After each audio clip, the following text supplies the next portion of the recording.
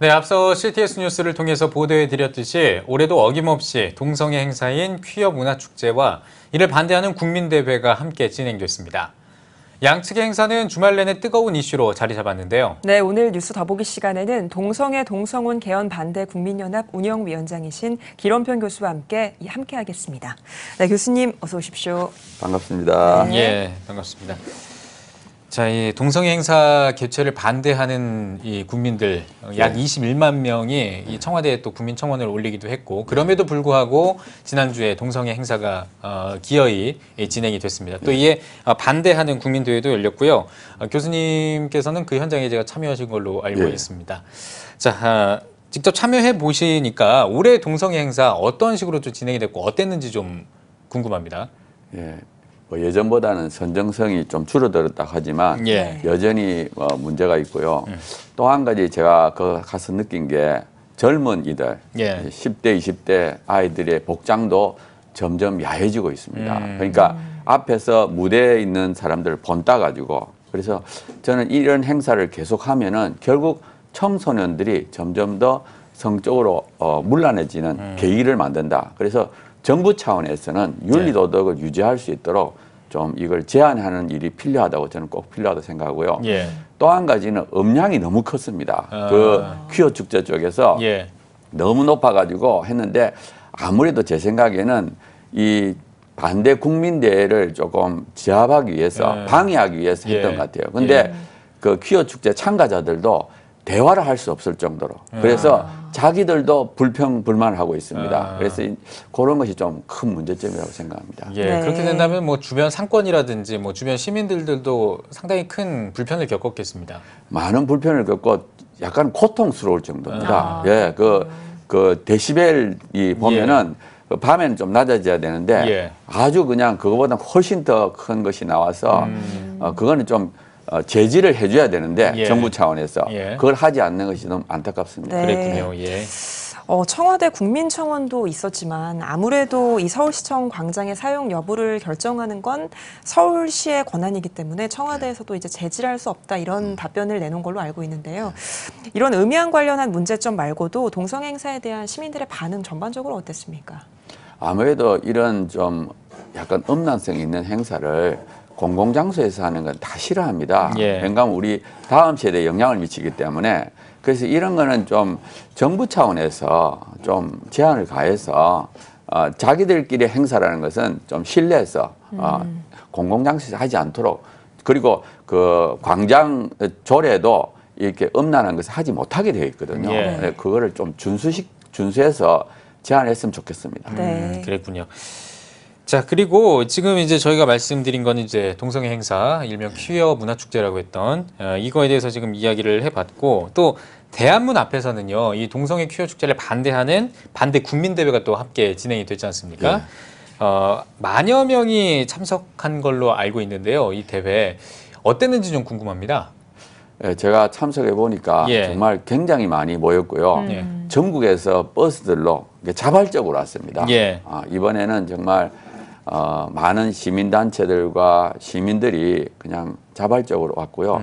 또 제가 퍼레이드를 했는데 퍼레이드 한 2시간 정도 했는데 정말 그 길이 굉장히 넓어가지고 진짜 많은 사람들이 참석했다는 걸 제가 볼 수 있었습니다. 그리고 그 축제도 아주 즐겁게 해서 저쪽 진영은 한 7시 반에 끝났는데 우리는 8시 반, 한 1시간 이후에 축제 모임을 아주 즐겁게 저희들이 했습니다. 그러니까 맞불 집회를 놨는데 오히려 이제 더 뜨겁게 그렇게 진행이 됐다, 이런 말씀인 거군요.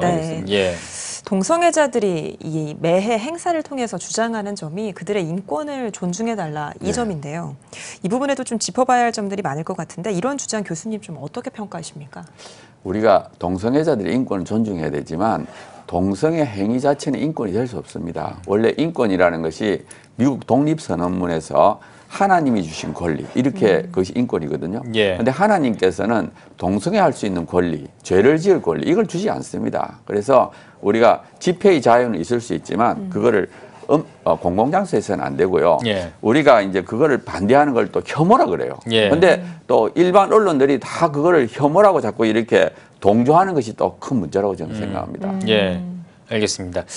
자, 그리고 지난 12일에 우리 교수님께서 그 국가인권정책 기본계획 폐지를 주장하시면서 예.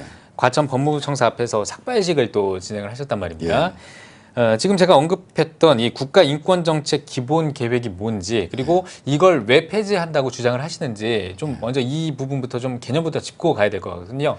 이 국가인권정책 기본계획은 5개년 계획인데요. 네. 지난 5월 달에 초안을 발표했습니다. 예. 그리고 이제 7월 중에 국무회의를 통과한다 그러거든요. 근데 이거는 법무부가 만들지만 정부의 모든 부처가 이걸 시행을 해야 됩니다. 예. 그래서 뭐 교육부, 여성가족부. 그래서 굉장히 중요한 정책이죠. 예. 근데 그 안에 독소조항들이 많이 들어 있습니다. 예. 예를 들어서 대표적인 것이 성평등 정책이고요. 네. 그다음에 포괄적 차별금지법을 만들어라. 그다음에 성소수자라는 단어를 국어사전에 등재한다. 예. 그다음에 아동 청소년들을 위해서 성인권 교육을 시키겠다. 예. 아무튼 이 동성애 동성혼을 합법화시키려고 하는 여러 가지 요소들이 있기 때문에 제가 한 3주 전부터 네. 법무부 앞에 텐트 치고 거기서 숙식을 하고 또 얼마 전에 삭발까지 했습니다. 예, 네. 그렇군요. 국가인권정책 기본계획 NAP라고 불리는 것의 내용을 보면 생물학적 성이 아닌 사회적 성에 근거한 성평등 정책이 담겨 있다고 전해지는데요. 이런 NAP가 동성애가 확산되는데 어떤 큰 영향을 줄 거라고 보시나요? 맞습니다. 지금 성평등이라는 게 젠더 평등이라 해가지고 조금 전에 말씀하신 것처럼 사회적 성, 자기가 생각하는 성입니다. 이 양성평등은 이제 생물학적 성인 반면에 성평등은 이제 사회적 성이기 때문에 자기가 생각하기 나름이에요. 그러니까 예를 들어서 생물학적으로 남자지만 여자라고 생각하면 여자라고 인정을 해줘야 된다는 뜻이에요. 그래서 한 50가지, 70가지의 성정체성의 평등을 의미하게 됩니다. 그러면 어떻게 되느냐? 생물학적인 남자도 여자 화장실, 탈의실, 목욕탕에 들어갈 수 있고요. 예. 스포츠팀에도 들어갈 수 있습니다. 그러니까 여성들이 불편할 뿐 아니라 위험해지거든요. 실제로 성평등 사회가 된 서구를 보면은 뉴욕시가 31개의 성을 인정하고 상대방이 원하는 성호칭을 사용하는 벌금입니다. 그래서 제가 남자지만 여자라고 불러달라 할 때 여자라고 안 불러주면 이제 벌금을 받고요. 그다음에 엄마 아빠 대신에 부모 일, 부모 일을 쓰고요. 캐나다에서는 자녀의 동성애 성향과 성전환을 반대하면 부모 양육권까지 뺏겠다 그랬어요. 그러니까 이 성평등 정책이 시행되면 자연스럽게 동성혼, 동성결혼이 합법화가 되게 됩니다. 그래서 이걸 우리가 결사적으로 지금 막고 있는 것입니다. 네. 그렇군요. 자, 그러니까 지금 교수님 말씀은 지금 이 국가인권정책 기본계획 이 안에는 교수님이 표현하시기에는 이제 독소 조항이 있고 예를 들면 성평등이 들어있다거나 포괄적 차별금지, 뭐 성소수자를 아까 뭐라고 하셨죠? 단어를 다 사전에 등재하는 등 이런 것들이 이제 이런 독소 조항이 있고 이런 게 폐지가 되지 않으면 동성애 동성혼이 합법화될 수 있다. 이렇게 이제 좀 정리를 해볼 수가 있는 거겠고요. 자, 그러면은 제가 이제 또 하나 궁금해지는 게 이 지금 방금 언급한 국가인권정책 기본계획 이 기본계획에 대해서 우리 시민들은 얼마나 이걸 알고 있는지. 그 인식의 어떤 그 현황이라고 해야 될까요? 이런 게 좀 궁금하거든요. 어떻게 좀 시민들이 많이 알고 있습니까? 이 기본 계획을? 이걸 잘 모릅니다. 왜냐하면 이 성평등하고 양성평등을 잘 구별을 못합니다. 그리고 이제 법무부에서도 뭐라 그러는가 하면 성평등하고 양성평등 같다 이렇게 주장을 해요. 자기들이. 근데 사실이 같지 않습니다. 어떻게 같지 않은 걸 알 수 있는가 하면 작년에도 헌법을 바꾸려고 할 때 헌법 안에 있는 양성평등, 36조에 있는 양성평등을 삭제하고 성평등을 넣겠다 할 때 굉장히 많은 국민들이 반대했습니다. 그리고 이 국회 개헌특위 자문위원회가 올해 1월 달에 해산하면서 자기들이 개헌안을 발표했는데 그 내용이 보면은 성평등과 양성평등은 다르다 이렇게 되어 있습니다. 이 자문위원회는 헌법학자들하고 시민 대표들로 구성된 모임이기 때문에 굉장히 공신력이 있는 내용이에요. 그 내용에도 이미 같다 그랬고요. 또 이 동성애 단체들, 또 한국 여성단체 연합이라는 좀 진보성이 있는 여성단체도 보면은 이 성평등 안에는 성소수자를 포함한 평등이다 이렇게 주장하고 있습니다. 그런데 이 법무부만큼은 자꾸 언어를 이렇게 양성평등하고 성평등이 같다 이렇게 언어 전술을 써서 나중에 이제 이걸 바꾼 다음에 나중에 성평등이 이런 의미다 하고 할 가능성이 높습니다. 그래서 이 국민들이 잘 알고 절대 성평등은 사용하지 말고 양성평등을 사용해달라 하고 우리가 요구를 해야 됩니다. 네. 그렇군요. 근데 이게 좀 제 개인적인 생각인데요. 이 예. 용어 정리라든지 용어를 조금 쉽게 좀 바꾸는 거는 좀 어떨까 이런 생각이 좀 들거든요. 왜냐하면 이 성평등 그냥 듣기에는 예. 성평등 모르는 사람이 듣기에는 이거 좋은 거 아니야 이렇게 들릴 수도 있고 예. 또 국가인권정책 기본계획도 인권, 예. 뭐 국가에서 인권을 뭐 이렇게 하는 계획이 뭐 그냥 모르는 상태에서 듣기에는 좀 좋아 보일 수 있기 때문에 예. 뭔가 용어를 정리한다거나 혹은 용어를 좀 쉬운 용어로 좀 바꿔서 한다거나 이렇게 좀 이해를 돕는 어떤 이런 계획 같은 거는 좀 없으신지 궁금합니다. 그러니까 이게 항상 용어 전술인데요. 예, 예. 보면은 2001년도에 예. 국가인권위원회 법에 들어올 때도 성적 지향이라는 단어도 들어왔습니다. 예. 네. 그 당시에 성적 지향이 뭔지도 몰랐어요. 예, 예.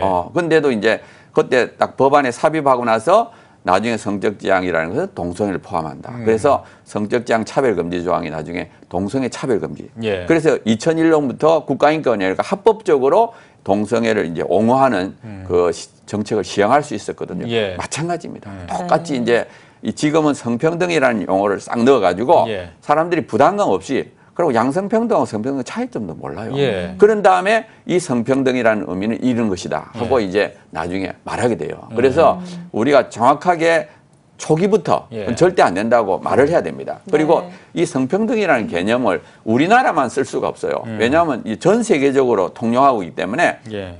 유엔이나 뭐 프랑스, 영국에서 성평등이라는 개념을 성소수자를 포함한 평등으로 이렇게 바뀌어지고 있기 때문에 예.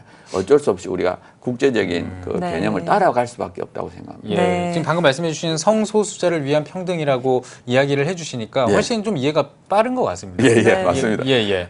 성소수자를 포함한 예, 예. 그러니까 뭐 50몇 가지의 정치성. 예를 들어서 뭐 내가 반은 남자고 반은 여자다 이렇게 할 수도 있고요. 예. 마음으로 생각하니까. 예, 예. 또 오늘은 남자고 내일은 여자다. 뭐 이런 식으로 할 수 있고. 이런 뭐 수십 가지의 성 정체성을 다 포함한 평등을 의미하는 것입니다. 네. 그렇군요. 예. 정말 한 글자 차이로도 전혀 다른 의미가 될 수 있기 그러게요. 때문에 시민들이 예, 예. 관심을 가지고 정확히 이해를 해야 할 것 같습니다. 맞습니다. 네. 이 국가인권정책 기본계획이 좀 폐지되도록 또 동성애 확산되는 걸 막기 위해서 한국교회가 여러 가지 역할을 해나가야 할 것 같은데 어떤 부분에서 협력할 수 있을까요?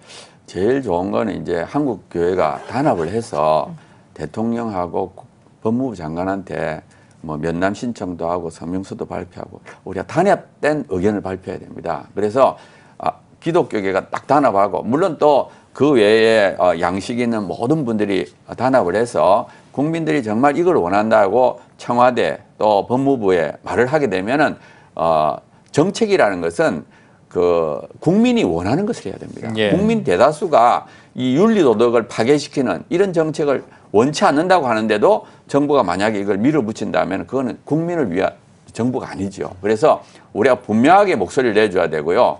그리고 이제 또 한 가지는 이거를 널리 퍼뜨려야 됩니다. 예. 대다수 국민들이 잘 모르기 때문에 그래서 저희들이 이제 전단지도 만들고 여러 가지 방식으로 전국의 이 내용을 퍼뜨릴 때 또 교회 차원에서 이걸 좀 많이 이렇게 전달해 주면 좋겠고요. 또 한 가지 이제 동성애도 마찬가지입니다. 동성애에 관련된 것도 잘 자료를 만들게 되면 그거를 교회를 통해서라든지 이렇게 많이 일반인들에게 교육을 시키는 것이 예. 제일 중요하다고 저는 생각합니다. 그럴 때 예. 정부에서도 대다수 국민이 원하는 정책을 시행한다고 그렇게 생각합니다. 네. 요즘 미디어를 보면요, 뭐 뉴스 같은 거를 봤을 때 보면 사실 이 동성애 행사가 행사를 다루는 뉴스를 보면 주가 동성애 행사고요. 예. 반대는 약간 그 부수적으로 좀 다룬다는 그런 느낌이 좀 있어요. 맞습니다. 그러니까 예를 들면 그러니까 미디어를 봤을 때 동성애 행사가 주가 아니라 이제 동성애 반대가 주가 된다면 이 국민들이 보기에도 조금 더 지금 이렇게 교수님께서 그 주장하시는 바를 조금 더 쉽게 받아들일 수 있을 거라고 생각하는데 예. 그 미디어의 어떤 그 전략 같은 거 그런 것들은 또 따로 세우신 게 없는지 궁금합니다. 미디어 맞습니다. 전략 같은 이제 거. 예. 언론이 참 중요하고요. 예, 예. 우리가 언론에서 어떻게 표현하느냐. 이번에도 퀴어 축제도 보면 이거를 반반씩 해야 되는데 예. 조금 전에 말씀하신 것처럼 예. 이제 이쪽을 조금 더 많이 하고 예. 그리고 보면은 지금 이번에 모인 숫자도 예. 거의 비슷하든지 아니면 우리가 조금 더 많습니다. 예. 근데도 불구하고 숫자가 예. 약간 왜곡이 돼 있어요. 저쪽은 뭐 몇만 명이고 뭐 우리는 몇천 명이다 이렇게 좀 이렇게 왜곡되고 있는데 예. 사실은 이제 언론에서도 조금 공정하게 해주시면 좋겠고요. 이 동성애라는 것이 결국은 우리 모든 국민에게 영향을 미칩니다. 그리고 다음 세대에 영향을 미치기 때문에 이거를 남의 일이라고 생각하지 말고 정말 우리 대한민국의 윤리 도덕을 위해서는 바른 길을 제시하도록 언론사나 모든 공무원이나 이렇게 노력을 해야 된다고 생각합니다. 네. 예, 그렇군요. 알겠습니다. 지금 이제 국가인권정책 기본계획 또 폐지를 위해서도 앞장서고 계시고 동성애 동성원이 합법화되지 않도록 또 이제 노력을 하고 계신데 뭐 여태까지의 그 발자취뿐만 아니라 앞으로 또 어떤 계획을 가지고 계신지도 좀 듣고 싶거든요. 지금 이게 국무회의를 통과되면 이제 완전히 시행을 해야 되거든요. 예. 그래서 이제 국무회의가 매주 화요일마다 열립니다. 네. 그래서 이제 그걸 막기 위해서 우리가 매주 목요일마다 집회를 하고 있어요. 한 번은 청와대, 한 번은 법무부, 또 이번 주 목요일 날은 목요일 11시 반에 민주당 당사 앞에서 합니다. 예. 그래서 이제 저희들이 돌아가면서 이 국가인권정책 기본계획을 폐지해달라. 아니면 적어도 독소조항은 삭제시켜달라 하고 이제 우리가 하고요. 사실은 이제 지난주에 저하고 이제 여만석 원장이 두 사람이 예. 이제 예. 삭발을 했습니다. 예. 예. 삭발하는데 그걸 듣고 이제 이번에 여성분들이 또 삭발하겠다고 해서 이번에 아마 두 사람의 여성이 그 민주당 앞에서 이제 삭발할 예정이고요. 예. 네. 또 우리가 그 다음에는 혈서를 쓰는 거를 또 계획하고 있습니다. 예. 그러니까 조금씩 우리 압박을 하는 거죠. 그래서 정말 국민이 얼마나 이거를 반대하고 있는가 하는 것을 좀 표현을 하려고 그러고요. 일단 통과되면 안 되거든요. 그리고 만약에 우리가 이렇게 했는데도 불구하고 그냥 밀어붙였다. 그대로 삭제하지 않고 했다 그러면 우리가 끝이지 않고 끝나지 않고 계속 우리가 앞으로도 계속 우리가 할 생각입니다. 그래서 저희들이 이제 이 동성애를 막기 위해서는 이게 장기전이기 때문에 저희들이 조직을 만들려고 그래요. 그래서 제가 이제 꿈꾸는 게 세 가지 조직인데요. 하나는 목사님들 조직, 목회자 조직이 있어야 되고요. 목사님들이 전국에서 해야 되고 또 두 번째로는 평신도, 특히 전문가들이면 더 좋고요. 또 한 가지는 청년 조직, 다음 세대. 그러니까 청년들이 보면 한 50%가 동성애 기재하는 쪽으로 가가 있습니다. 이 청년들이 딱 뭉쳐서 청년들이 청년들한테 말하면 좋습니다. 이번에도 다행히 퀴어 축제할 때 청년들이 굉장히 많이 나왔습니다. 그래서 다른 사람들 볼 때도 나이 든 사람만 반대하는 것이 아니네 하는 인상을 주었거든요. 그래서 저는 청년 조직과 또 평신도 조직, 목회자 조직 요 세 가지를 만드는 게 핵심입니다. 예. 그래서 저희들이 이 조직을 잘 만들어서 계속 이걸 퍼뜨려 나가려고 하고 있습니다. 예. 네. 교수님 마지막으로 한국교회 성도님들께 당부하고 싶은 말씀 그리고 기도 제목도 함께 나눠주시면 고맙겠습니다.